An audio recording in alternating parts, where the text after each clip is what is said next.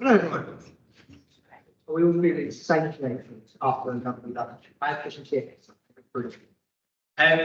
Welcome to this afternoon session. This is a panel on making impacts, and I will introduce our speakers. I believe you have two in the room. So I'll start off by introducing Paul Thorning again to the stage. So Paul joined us this morning. He's Director of Bradford Climate Enterprise Ecosystem. We have Ian Adams joining us. Some of you may have heard from Ian this morning. Today, the session, if you're in the other session, is an experienced Executive Director, NED and Chair. He's currently Director of Policy, Strategy and Communications by NHS Revolution and former Lord Mayor Westminster. And last but not least, we have our very own Dr. Kamran Mahroof, who is Associate Professor of Supply Chain Management at the University. And our chair for the panel is Dr. Suzanne Smith, Associate Professor in Circular Economy and Innovation. I will pass it.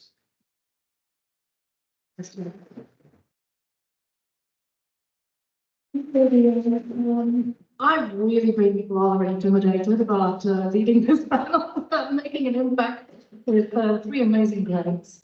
I once read that the average person throughout their lives impacts on about 10,000 people's lives. That's not including if you're a public figure as well. And that left me really a bit haunted. What is the impact I'm making on other people's lives? And this connects really well with what you said earlier today about relationships and legacy and leadership. It's about the impact that you make on other people. So this session is about the impact that the three of you have made, each in your individual spaces, your spheres of influence. And each one of you has a different story. And I'd like to use this time, rather than hammering on definitions and all these wonderful acknowledgements and quotations and everything, just a little bit of a personal story from each one of them. And to ask them, what's your story? What was your learning journey? What were the mistakes you made, the regrets you had, and how did that inform your place of being right?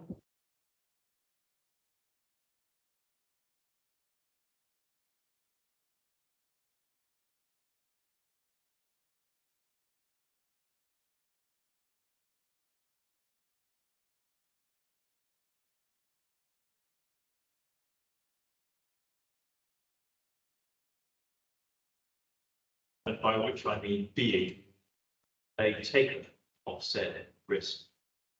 Anybody in the room who would regard themselves as a bit of a risk taker? I suspect you all are, actually. That's why you're here today. And I think certainly, somebody in whatever context, whether it's a leader, somebody in a community, in their organisation, here we are today on a platform. Literally, that's all about exposing oneself. And I think I'll come on to the story in a moment, but I think there's also something really interesting, and I think there's a tension many of us feel around that real-time dynamic, the visibility of leadership, and the improvisation of leadership as well. None of this is written down, obviously, to make that point.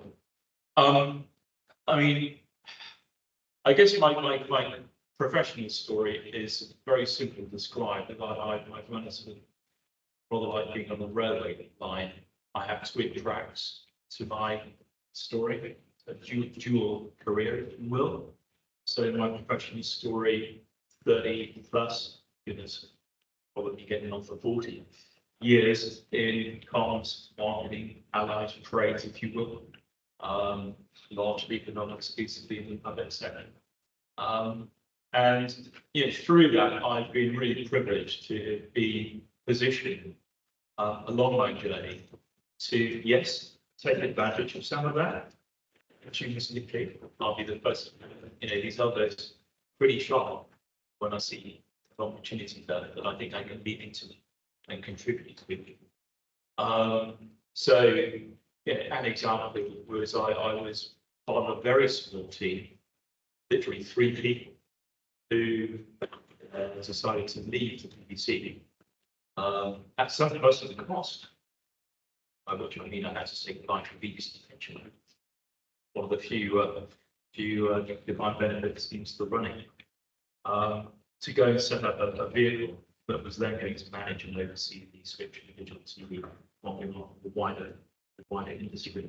And it was risky because at the time we did that, there was rumblings elsewhere within the commercial market that other bodies, other industry combines, if you will, might well wish to have skin in the game and take that role on instead of our business model. Anyway, going forward, we succeeded. We then owned the vehicle of the organisation, which then managed to switch into digital TV. So my journey has been about seeking opportunities and also responding to opportunities as well. I've been lucky to be at a point in my professional flight path, if you like, when particularly technology has played a part. So one of my first, probably my very first sort of grown up following my graduation here with my MBA, which I did in 2002. So one forward to 2007, a few years later, securing a board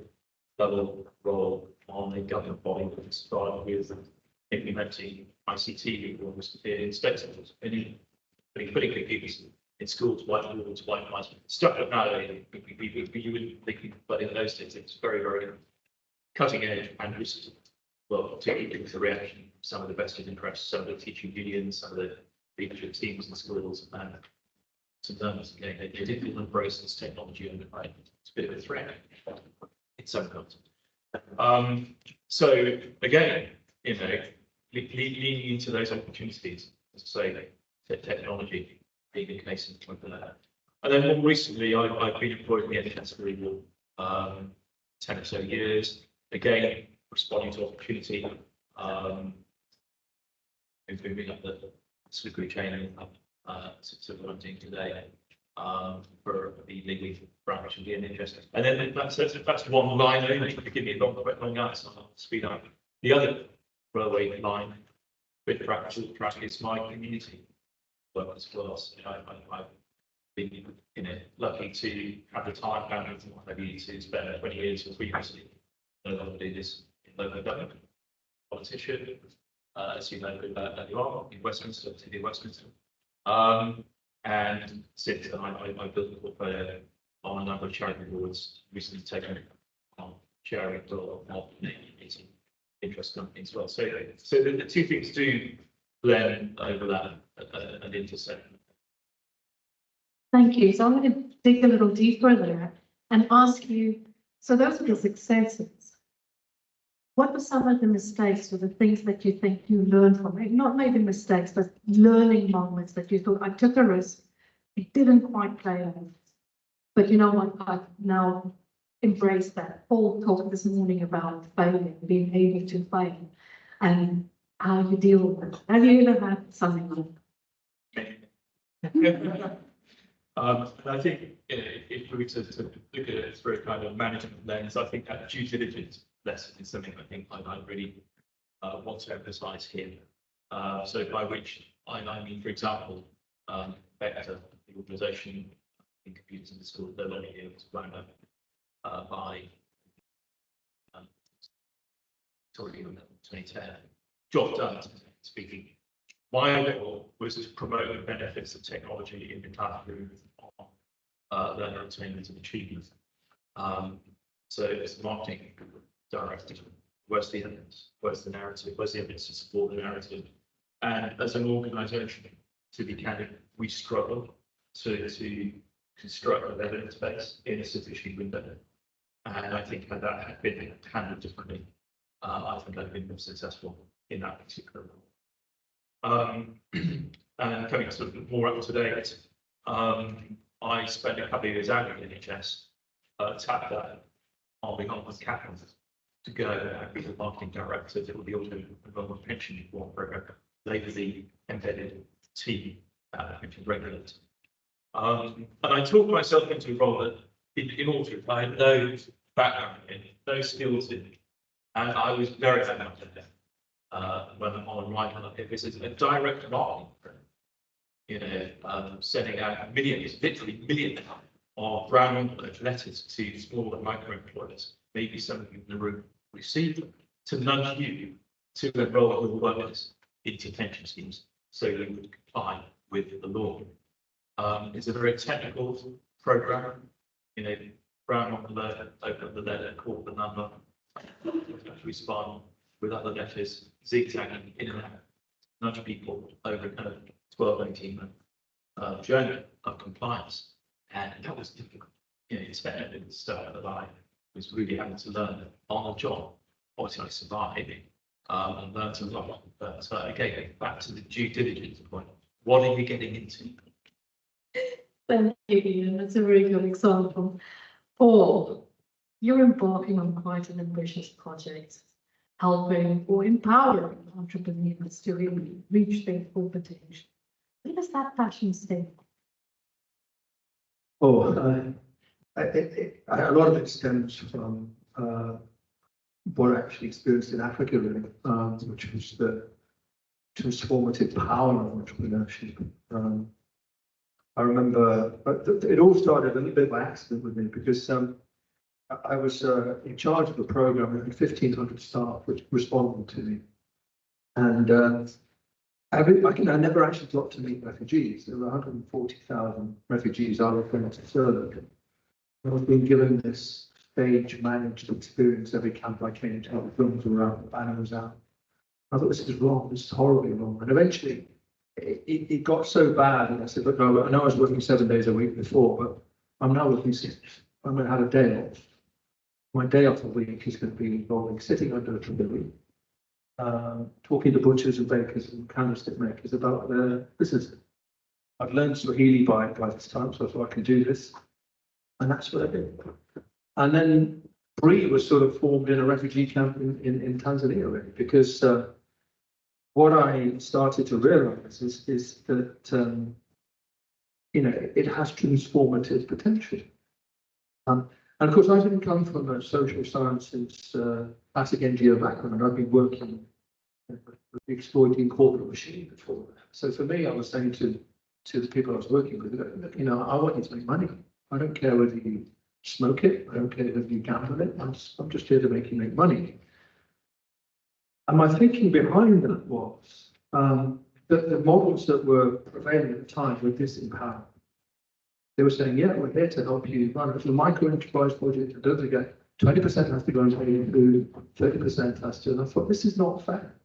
They're entrepreneurs. Let them decide. And of course, if you're working with, sorry guys, but if you're working with female entrepreneurs, they make really good decisions.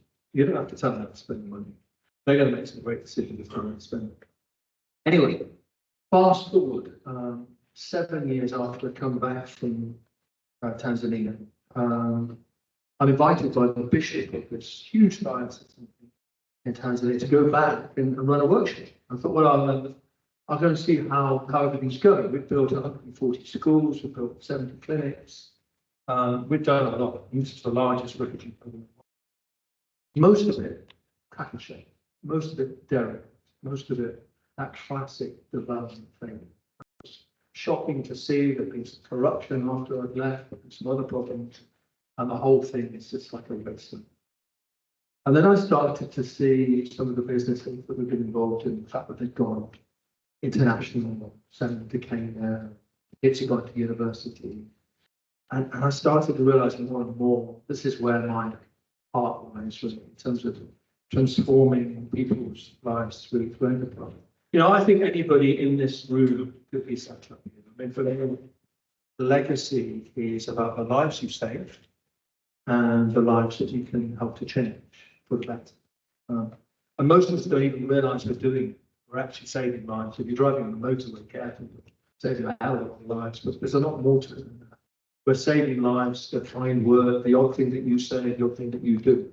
You've no idea where it leads to, what difference and positive difference it can make in the world.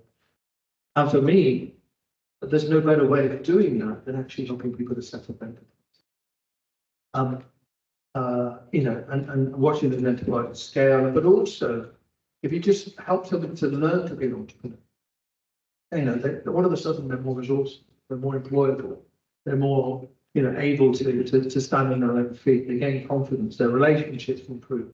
There's so much that comes beyond that. So 3 for me will never be only about elite technology. This university has amazing technology, AI perhaps being really good.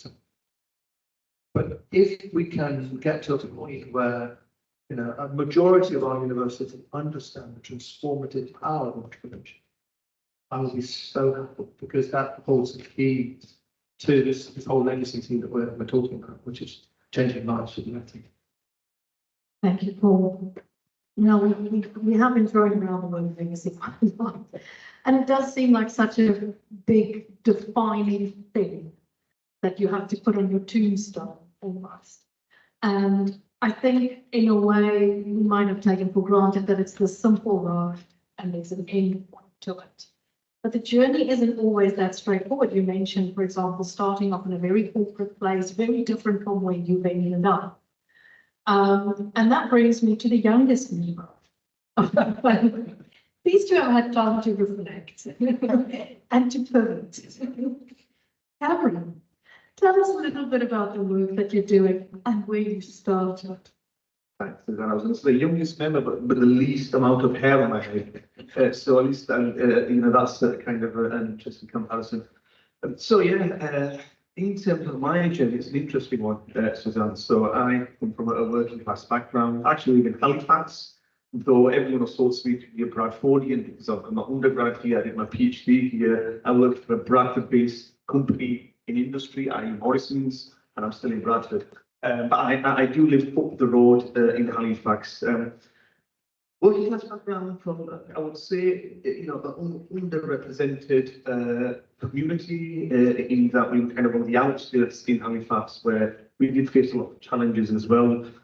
Growing up, I was a bit of a troubled teenager, so not necessarily around the right people or the right friends, but at the time you think they are your best friends.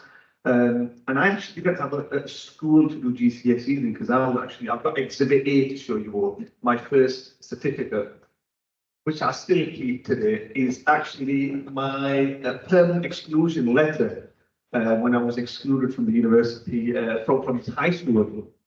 So this was, I would say, as part of every journey has a defining moment, and for me it was this moment when I was permanently excluded from school. My teachers would always say, you academically, you're there, but you're just so distracted. And that was my challenge. And often, you realise it's the challenges you face outside of the classroom, which then defines your behaviour. And I remember at the time of receiving this, I was excluded, suspended around countless times. I thought this is another suspension. I was actually preparing for my GCSEs at the time, and the letter came me permanently excluded. And I still remember how I felt at the time, the penny had dropped, as they say. And God bless my father, he said to me, congratulations. I said, okay, where is this going? And for those who are kind of from a South Asian background, our parents were very sarcastic. And when they say stuff like congratulations, it's going somewhere. He said, you've been permanently excluded. Reflect on what you want to do going forward. And for me, that was kind of a defining moment. I managed to get into kind of a program where they second chances. And I remember sitting in the group. I wasn't a lifeline criminal. I was just engaging in the wrong things and often getting caught. So not really clever about it. And I remember sitting in a group and, the mentor at the time said to me, what are you doing here? This, not just me, there were other people with great talent, but you really need to put this into practice. So the first mission was to get me into a school. And I swear not, this was just the first page. The dossier they had sent was, they had detail of every single incident that took place from year 7, from the starting of your secondary school through to year 10. And the first mission was getting into a school. Got into a school, managed to, and I was put on record because I was expected to sort of meet the threshold of X amount of GCSE than the school, because they were very competitive in that way. just about survived through probation, got myself put up in all sorts of silly things again. But that eventually kind of started the journey for me. I went on to sixth form without its challenges. Went up to the university, so I was an undergrad here. And you know, it's those moments that define you along the way. So one of those moments when I got permanently excluded, my history teacher, Mr. Mottram, so if you're watching, sir, you know, you helped me in a big way. I refer to the camera here, like that. He's not even, and he had wrote, and sent some homework to prepare for my GCSE exam, and he wrote in brackets, you know, his exact words were, "It's not over." And that was so powerful for me. So I thought to myself, wow, you know, amidst all of this, somebody still has faith in me. And that really empowered me, I think, to kind of stew and try to not let people down. And I knew my parents were always supportive. I knew the teachers who taught me knew that I was able to give something back, but it's just the right energy. Lo and behold, came to the University of Bradford, triple accredited business school at the doorstep. What could go wrong? You know, wasn't pretty much engaged in the first two. In fact, I have Exhibit B to show you all now. And this is what essentially we would get up to in the library. Don't worry, it's not X-rated, by the way. So when I said this to Suzanne, she said, hang on a minute, Kamran, what are you going to be presenting on the... What impact are we making? What is the impact we're making? So this was me in the library. So this is downstairs, and we had organised what we had as a wrestling pit in the bottom floor of the library. And we often come and do our thing. I'm still in touch with my friend, in fact, so we often share this picture. But again, I was very distracted. Still kind of had the focus, but again, going back to the journey. And Zain's not here, so Zain is now my phone, which is kind of a nice, kind of the full circle here. And he had to kind of pull me to the side again and say, you don't turn up. When you do turn up, you're quite destructive. Have you ever thought of becoming an academic? And I absolutely just found that hilarious. And I said, an academic? Are you in your right mind, Zain? But he said, no, you should really pursue it. And that again was a moment for me to sit back and reflect. And though they were very different contexts, for me again, it was maybe he sees something in me that I actually don't see in myself. Lo and behold, completed my undergrad.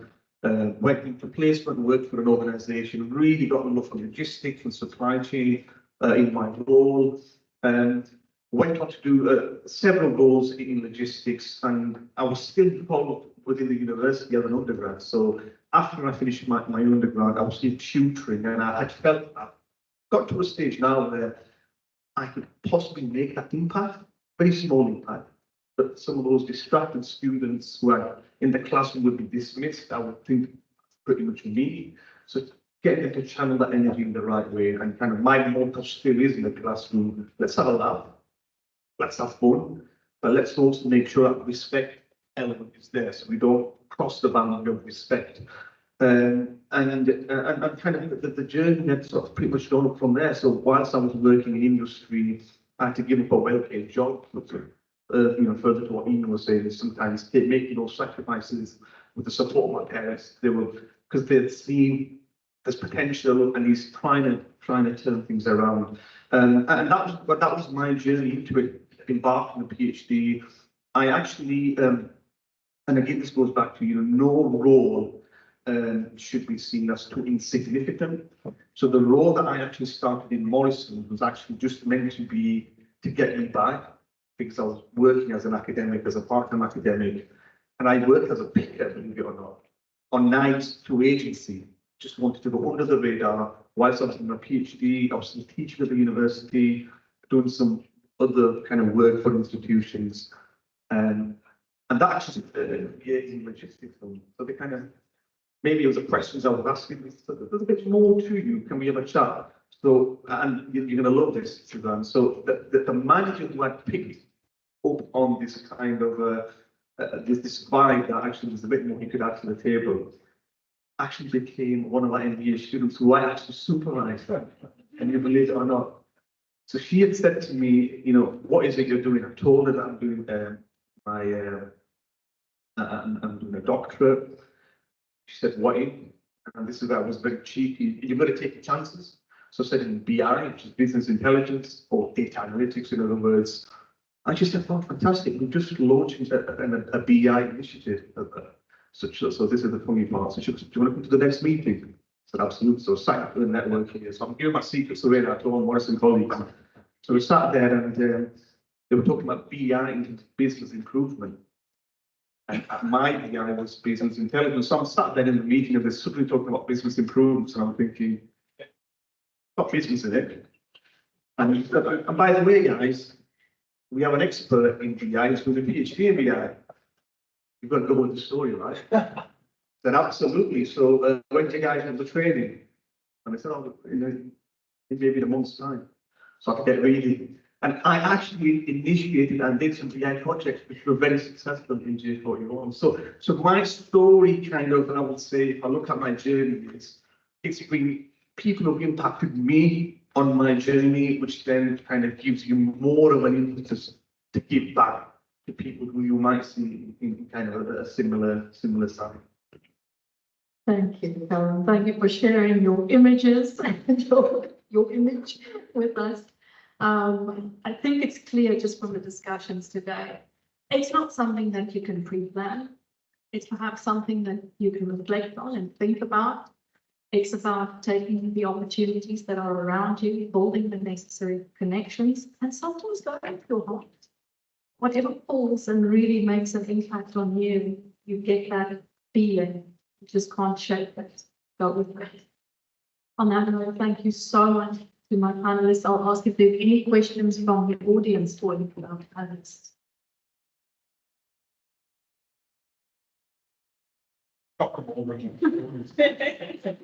They can't get the image of you in Superman. In the library.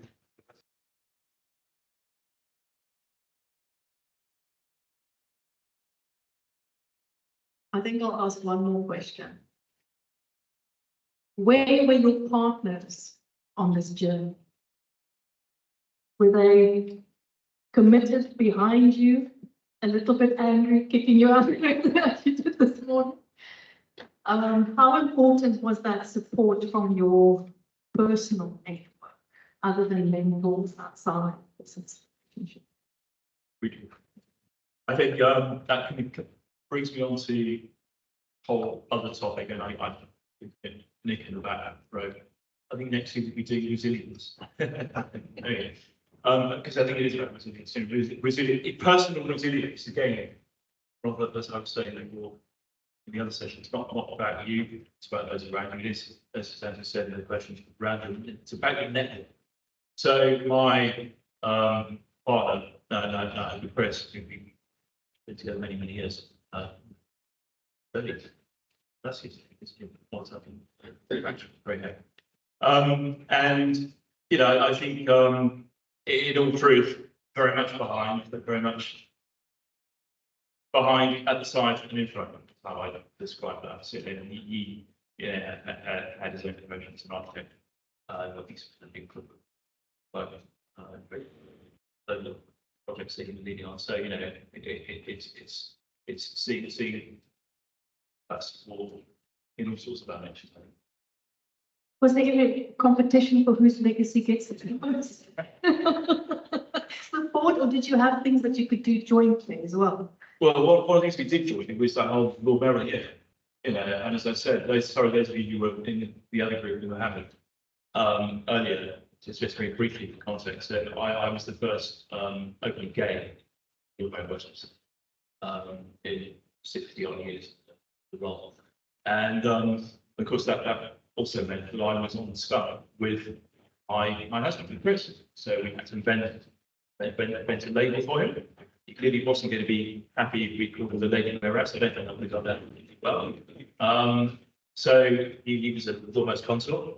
And and what was quite incredible is we did all sorts of small scale community events and lots of clear similarities and some big fancy national stuff like that, particularly Western Australia. Quite a lot of you definitely last year, and on recycle the Abbey as well. And I do remember actually it was a Commonwealth Heads of Government meeting, so CHOGM, as it's known. So we had, I can't remember which members all family was there, very, very VVIP audience. Archbishop of Canterbury was giving the lesson in Westminster Abbey, and I was introduced to all these Commonwealth Heads of State alongside Chris, blah, blah, blah. And I got a letter from the Dean of Westminster Abbey, actually it was an email, discreet email from Dr. John Hall later that afternoon saying, Ian, I hope you don't mind, but introducing you to the Archbishop, but I felt it was important to demonstrate the very positive impact that you and Crystal together, that your presence has had within the Abbey, the last year. So basically, what John was describing was he was keen to reducing, as Ian and his partner Christopher spent a lot of time here as the Grand Council. That was an important the Abbey, as much as it was to me personally.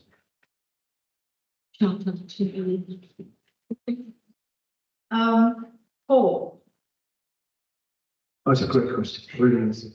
You said in front, beside that really grew a message for me. I think the times when my wife's been behind me, at the times we've got on, when she's been standing up, fighting shoulder to shoulder, or showing me the way, that's probably been the best experiences for me in my life.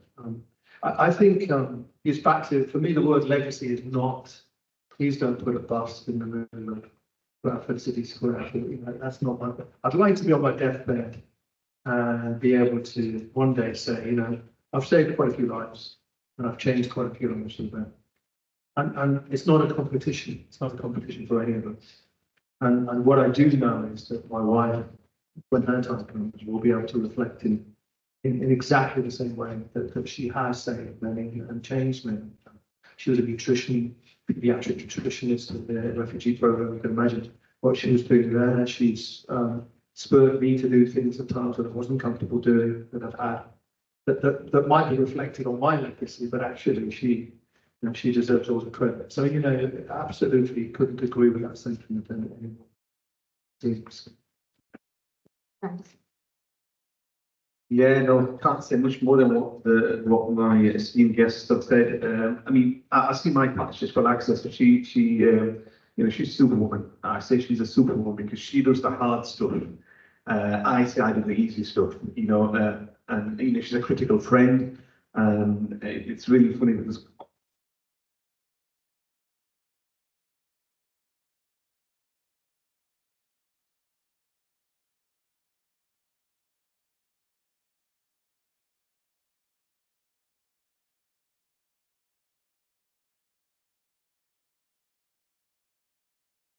earlier that she's sick and tired of me talking about how I'm trying to get one over generative AI and ChatGPT, I've got another one.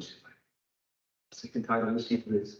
So though I hope it's reciprocal, but no, she's been fantastic support. When I was mentioning that I was doing work on night shifts, I got married. We had our first daughter when I was doing my PhD, when I was working at the university and working nights at Morrison's.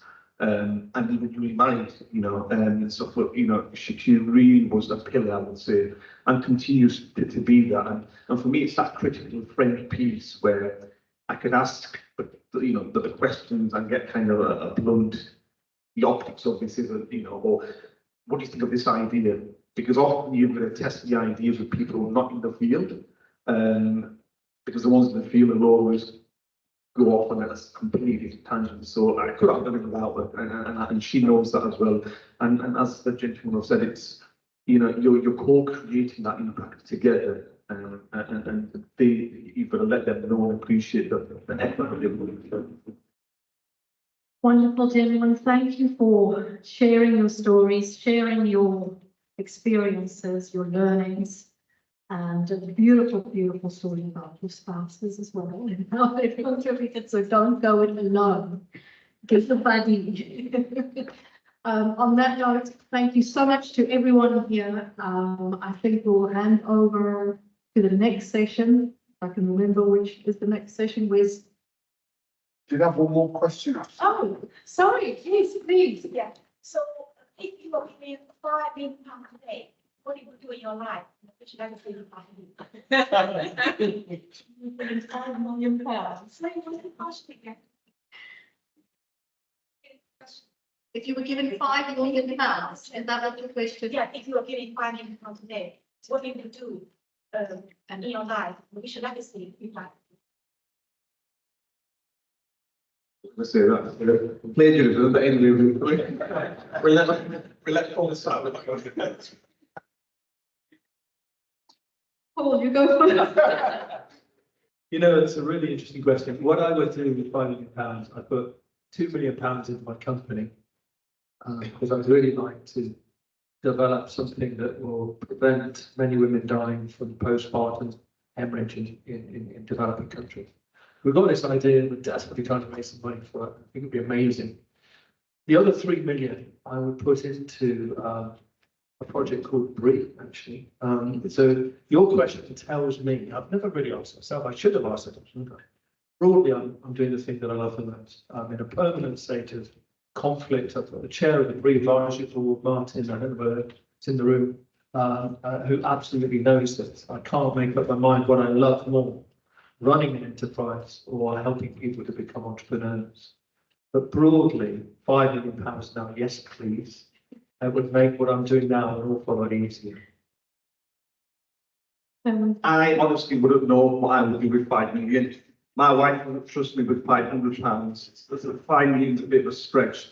But if I was to answer, if I was to give that an answer, I think putting that money to good use. I mean, it sounds cliche, but with a lot of the geopolitical challenges and issues that we are seeing in today's day and age, you know, we have access to the most, you know, in water, food, shelter, stuff that we take for granted. So I think there are many deserving people who deserve that. So I'm sure a large portion of that 5 million would go to people who deserve it and need it. So yeah. How's anyone supposed to follow that? Gucci suit. Brilliant question. Almost worth 5 million in its own right.